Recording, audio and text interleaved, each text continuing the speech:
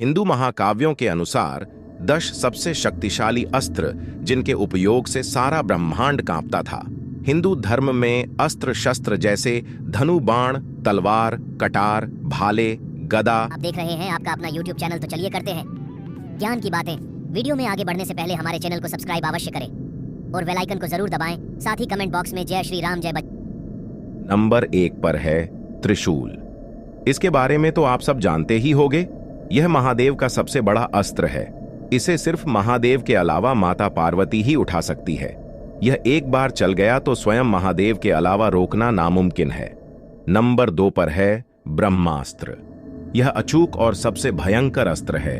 वेद पुराणों आदि में वर्णन मिलता है जगत पिता भगवान ब्रह्मा ने दैत्यों के नाश हेतु ब्रह्मास्त्र की उत्पत्ति की। ब्रह्मास्त्र का अर्थ होता है ब्रह्म, ईश्वर का अस्त्र।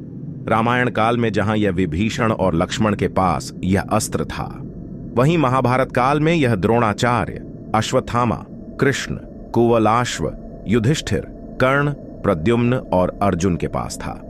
नंबर 3 पर है वैष्णव अस्त्र। यह भगवान विष्णु का अचूक अस्त्र था जिसे उनके अतिरिक्त कोई अन्य रोक नहीं सकता था। रामायण में महर्षि विश्वामित्र के पास यह अस्त्र था जो उन्होंने श्री राम को प्रदान किया। महाभारत में यह अस्त्र श्री कृष्ण और भगदत्त के पास था। नंबर 4 पर है नारायण अस्त्र।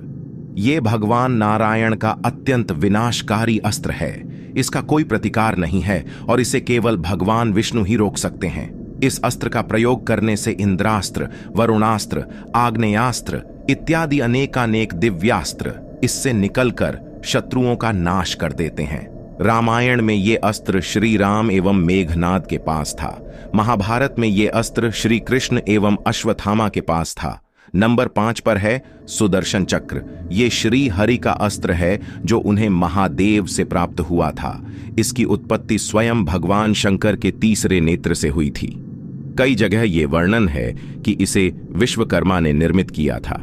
इस चक्र को नारायण के अतिरिक्त केवल उनके अवतार ही धारण कर सकते थे। नंबर 6 पर है वज्र। ये देवराज इंद्र का सर्वाधिक शक्तिशाली अस्त्र है। वृत्रासुर के वध के लिए महर्षि दधीचि ने अपने शरीर का त्याग कर दिया, जिससे उनके तप का सारा बल उनकी अस्थियों में आ गया। तब विश्वकर्मा ने महर्षि दधीचि की हड्डियों से इस महान दिव्यास्त्र की रचना की, जिससे वृत्र का वध हुआ। नंबर 7 पर है पाशुपतास्त्र। ये भगवान शंकर का महाभयंकर अस्त्र है जिसका कोई प्रतिकार नहीं है। कोई भी शक्ति पाशुपतास्त्र का सामना नहीं कर सकती। भगवान शंकर ने केवल एक ही प्रहार में त्रिपुर का संहार कर दिया था। रामायण में केवल मेघनाद के पास ये अस्त्र था जो उसे भगवान शंकर से प्राप्त किया था।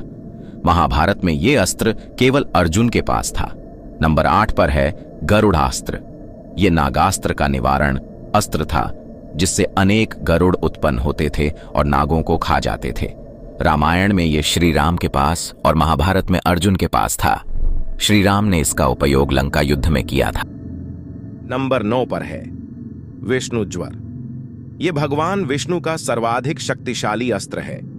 इस अस्त्र के प्रहार से भयानक ठंड उत्पन्न होती है जो समस्त चर सृष्टि की चेतना लुप्त कर देती है। यह अस्त्र नारायण के अतिरिक्त केवल श्री कृष्ण के पास था। शिव पुराण एवं विष्णु पुराण दोनों में इस अस्त्र का वर्णन है। जब बाणासुर के विरुद्ध युद्ध में श्री कृष्ण ने इस अस्त्र का प्रयोग भगवान शंकर पर कर दिया था। नंबर 10 पर है दिव्य धनुष बाण। महाकाव्य रामायण हो या फिर महाभारत, दोनों ही इस धनुष बाण के बिना अधूरे थे। रामायण में श्री राम ने रावण की सेना का वध किया तो पूरी महाभारत इसी से हुई।